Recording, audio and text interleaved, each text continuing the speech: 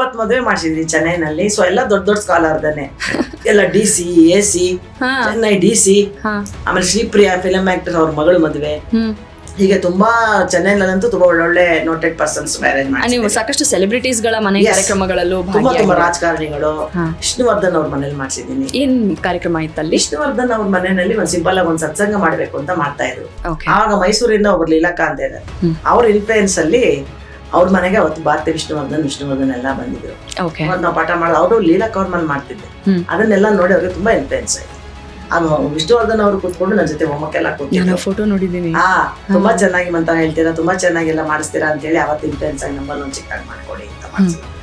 ಗಿರಿಜಾ ಲೋಕೇಶ್ ಅವ್ರ ಮನೆ ಗೃಹ ಪ್ರವೇಶ ಮಾಡಿಸ್ತವ್ ನಾವೇನೆ.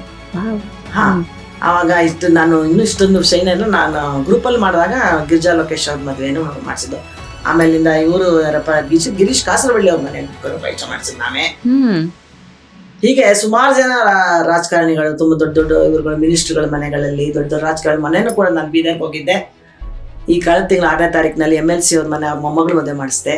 ಅಷ್ಟಿಕರ್ ಸುಭಾಷ್ ಅಷ್ಟಿಕರ್ ಅಂತ ದೊಡ್ಡ ದೊಡ್ಡ ರಾಜಕಾರಣಿಗಳು, MLC MLA ಗಳೆಲ್ಲ ಬಂದಿದ್ರು. ಎಲ್ಲರೂ ಖುಷಿ ಪಟ್ರು. ಮಹಿಳಾ ಪುರೋಹಿತರು ಇಷ್ಟು ಚೆನ್ನಾಗೆಲ್ಲ ಮಾಡಿಸ್ತಾರೆ ಅಂತೆಲ್ಲ ಹೇಳಿ.